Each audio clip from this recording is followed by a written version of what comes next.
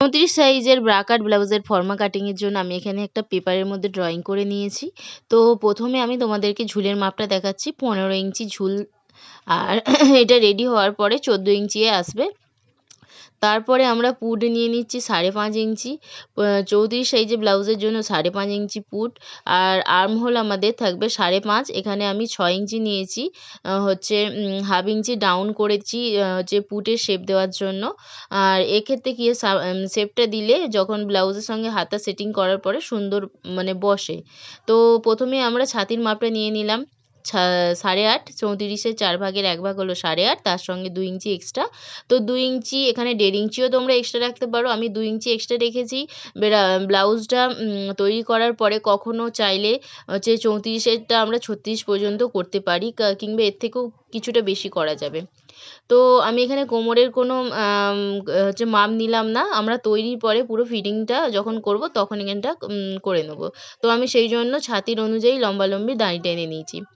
এরপর আমি হচ্ছে পিছনের পার্টে একটা টেকিং দেওয়ার জন্য মাপ নিয়ে নিচ্ছি। ওখানে 4 ইঞ্চি ভেতর সাইড থেকে আমরা 4 ইঞ্চি নিয়ে নিয়েছি, আর ওপর দিকে 4 ইঞ্চি নিয়ে নিয়েছি। নিয়ে একটা টেকিং দেওয়া হবে। তো টেকিংটা দেওয়ার কারণ হচ্ছে ব্লাউজে যখন আমরা পরি পিছন দিকে দেখবে টেকিং না দিলে একটা উঁচু থাকে, উঁচু হয়ে থাকে পেছন পার্টটা, কোমরের সঙ্গে সেট হয় না। সেই জন্য যাতে উঁচু না থাকে সেই জন্য আমরা টেকিংটা দিয়ে থাকি। এরপর আর্ম হোলের শেপ দেওয়ার জন্য আমি এখানে 1 ইঞ্চি 2 সুতের মতো নিয়ে নিয়েছি। 1 ইঞ্চি 2 সুত নিয়েছি, আর এটা পেছন পাটের জন্য অবশ্যই। তারপরে আমরা নিয়ে নিচ্ছি আমাদের যে পুট থেকে আর্ম হোলটার মাপ নিয়েছিলাম 5.5, ওর হাফ করে নিলাম। হাফ করে ওখান থেকে আমরা কিন্তু আর্ম হোলের শেপটা দিয়ে দেবো। আর শেপটা দেওয়ার সময় পেছনে ছাতির দিকে আমরা কিন্তু একটুখানি ডাউন করে দেবো, এটা হাতার সঙ্গে সুন্দরভাবে সেট হওয়ার জন্য। এরপর আমরা পুট গলার মাপ নিয়ে নিচ্ছি। পুট গলা হচ্ছে 2 ইঞ্চি 2 সুতের মতো নিয়েছি হচ্ছে ওপর দিকে, কিন্তু নিচের দিকটা আমরা একটু বেশি নেবো, 1/2 ইঞ্চির মানে 2.5 ইঞ্চির মতো নেব। আর এক্ষেত্রে কি হয়, গলাটা ভীষণভাবে ছড়ানো থাকে। পিঠটা যখন পরা হয় তখন সুন্দরভাবে ছড়ানো থাকে। সেই জন্য হচ্ছে ওপর দিকটা আমরা ছোট রাখবো, আর নিচের দিকটা একটু বড় সাইজ করব। ঠিক আছে? তো তারপরে আমরা একটা রাউন্ড শেপ দিয়ে নিচ্ছি। এরপর আমরা পেপারটা কাটিং করে নেব। পেপারটা কাটিং করে নিয়ে এই পেছন পার্টের যদি তোমাদের কারো যে মাপ দেখানোতে অসুবিধে থাকে অবশ্যই আমাকে কমেন্ট করে জানাবে, যে তোমাদের যদি বুঝতে কোনো অসুবিধা হয়, হয়তো আমি বোঝাতে ঠিকঠাক পারছি না, সেই অনুযায়ী যদি কারো অসুবিধা হয় অবশ্যই আমাকে কমেন্ট করে জানাবে। আমি নেক্সট বার আরও সুন্দরভাবে ভিডিও দেওয়ার চেষ্টা করব। তো এরপর আমরা পিছন পার্টটা অনুযায়ী সামনের পার্টে ড্রয়িং করে নেব। এক্ষেত্রে হচ্ছে পুরো বরাবর পিছন পার্ট অনুযায়ী ড্রয়িংটা করে নিতে হবে। ঠিক আছে? ড্রয়িং করে নিতে হবে। আর এখানে নিচের দিকে হচ্ছে 1 ইঞ্চি এক্সট্রা, ওইটা আমরা একবারে যখন কাপড়ে কাটবো তখন কিন্তু আমরা একটু এক্সট্রা করে লেন্থটা বাড়িয়ে রাখবো। সেক্ষেত্রে আমি এখানে ওই জন্য বরাবর মাপ নিয়ে কেটে নিলাম। তো এখানে আমি আর্ম হোলের শেপ দেওয়ার জন্য সামনের পার্টে 1/2 ইঞ্চি ডাউন করে দিয়েছি। তারপরে আমরা পুট গলার সামনে মানে পিছন পার্টের জন্য যেরকম নিয়েছিলাম ওরকমই পুট গলাটা নিয়ে নেব, 2 ইঞ্চি 2 সুতের মতো। কিন্তু লেন্থটায় আমরা সামনের গলার জন্য নেব 6 ইঞ্চি। আর হচ্ছে গলাটা ছড়ানোর জন্য সামনের পার্টেও একটুখানি 2.5 ইঞ্চির মতো নেব। ওপর দিকটা 2 ইঞ্চি নেব, নিচের দিকটা 2.5 ইঞ্চির মতো নেব। মানে এক্ষেত্রে কি হয়, সমান সমান নিলে গলাটা অত সুন্দর হয় না, কিন্তু একটু নিচের দিকটা একটু বেশি রাখলে কি হয়, গলাটা সুন্দরভাবে ছড়ানো টাইপের হয়। ঠিক আছে? তো এরপরে আমরা সামনের পার্টে 1 ইঞ্চি ওপর দিকে 1 ইঞ্চির মতো নেব। তারপরে আর্ম হোলের দিক থেকে 2.5 ইঞ্চি নেব। এটা সব ব্লাউজের ক্ষেত্রেই আমরা নিয়ে থাকি। তারপরে আমরা ছাতির দিক থেকে 5.5-এ একটা দাগ টানবো। 5.5 অনুযায়ী আমরা সামনের দিকে পুরো বরাবর আমরা দাগ কেটে নেব, সোজা লাইন কেটে নেব। এরপরে কিন্তু আমাদের খাপির মাপটা এখান থেকেই বার করতে হবে। তো তার আগে আমরা প্রথমে কি সোজা লাইনটা যে টেনেছি ওটার আমাদের সামনের দিকটাতে হচ্ছে 1/2 ইঞ্চি আমরা ওপরে একটা দাগ কেটে নিয়ে হালকা রাউন্ড একটা শেপ দিয়ে নেব।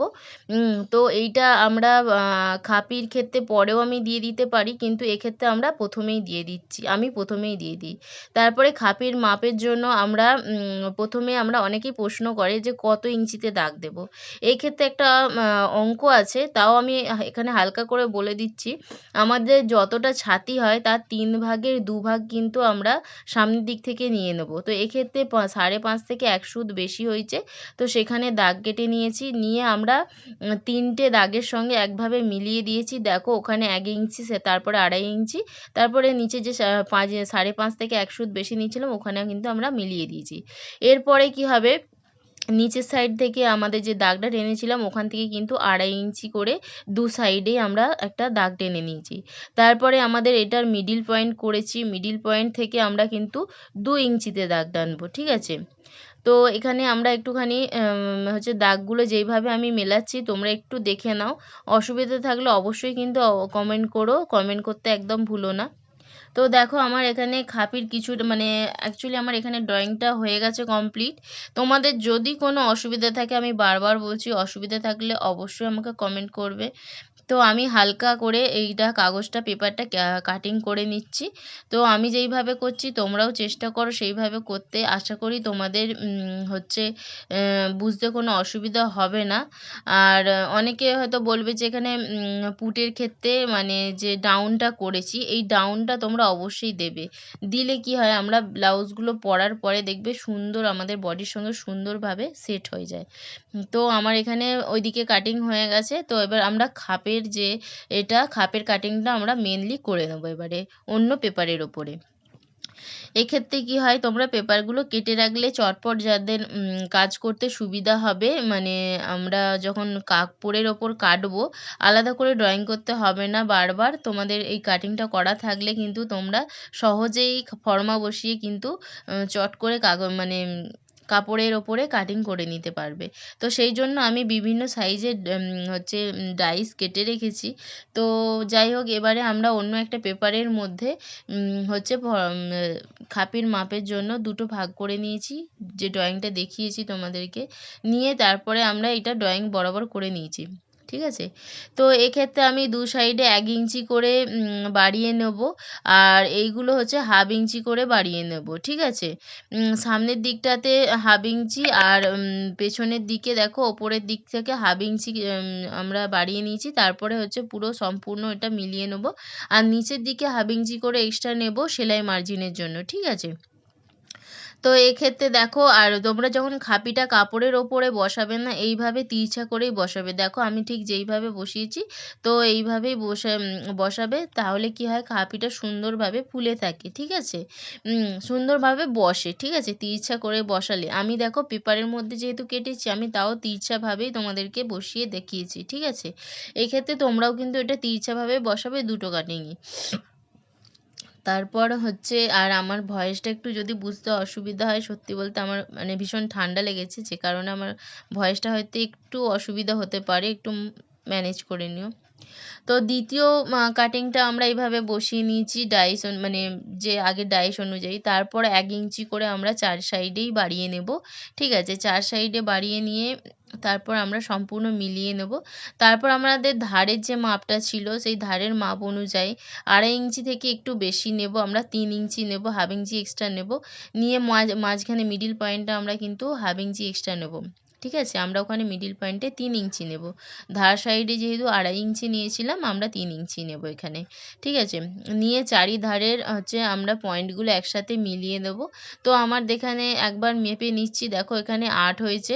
আর ২ টো খাপের নিচেটাই মিলিয়ে নেবে। এই খাপের সঙ্গে ওই খাপের যখন নাহলে বসাবে ছোট বড় হয়ে যেতে পারে। তো ছোট বড় হয়ে গেলে দেখবে কাপড়ের মানে একটা উম মানে ছোট বড় ব্যাপার চলে আসে। সেইটা কিন্তু হবে না। ২ টো পেপারেই মানে মিলিয়ে নেবে সমান হয়েছে কিনা। ঠিক আছে? তো আমার এখানে পুরো মিলিয়ে দেখালাম সম্পূর্ণ সমান হয়ে গেছে। এরপর আমি কিন্তু পেপারটা কাটিং করে নিচ্ছি। ঠিক আছে? তোমরাও ঠিক সেমভাবেই করবে। আমি বারবার তোমাদেরকে একই কথা বলছি যে সেমভাবে সেম প্রসেসেই করো, দেখবে তোমাদেরও কোনো অসুবিধা হবে না। তোমরা বাড়ি বসেই কিন্তু কাটিংটা শিখে নিতে পারবে, আর খুব সহজেই বাড়িতে বসেই নিজেরা ব্লাউজ বানিয়ে নিতে পারবে এবং অন্যদের বানিয়েও দিতে পারবে। ঠিক আছে? তো একদম যারা নতুন আছো তারা কিন্তু দেখে নাও, খুব সহজেই কিন্তু তোমরা এটা পেরে যাবে। ঠিক আছে? তো আমার মোটামুটি সবই কাটিং হয়ে গেছে। পিছনের পার্টও হয়ে গেছে। তো পিছনের পার্টের এই গলাটা আমি এখানে কেটে রাখছি। তো তোমরা যদি মনে করো কাটতেও পারো আর নাও কাটতে পারো। কেন পিছনের পার্টে আমাদের অনেক সময় অনেক ডিজাইন আসে, সেই অনুযায়ী তোমরা নাও কাটতে পারো।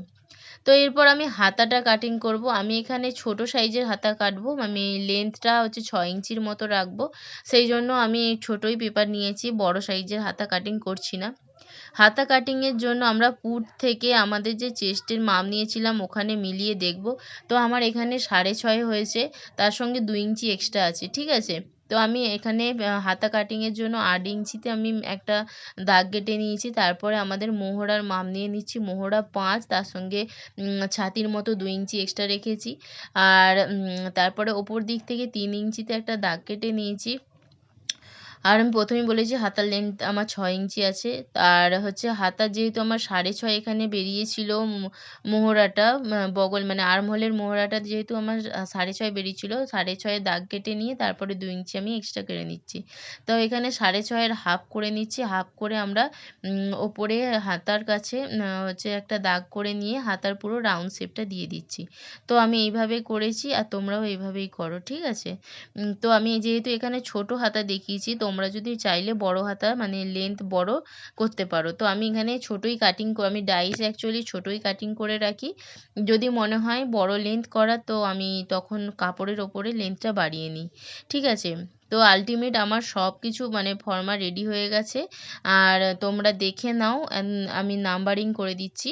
তো খাপির যে দুটো আছে, 1 নম্বর, 2 নম্বর, 3 নম্বর পার্ট আমি সব কিছু দাগ কেটে দিচ্ছি। আর 4 নম্বর পার্টটা যখন কাপড়ে কাটবে অবশ্যই নিচের দিকে 1 ইঞ্চি এক্সট্রা রাখবে। ঠিক আছে? তো আমার এখানে ফর্মা কাটিং পুরো রেডি হয়ে গেছে। অবশ্যই ভিডিওটা ভালো লাগলে একটা লাইক করো। টাটা।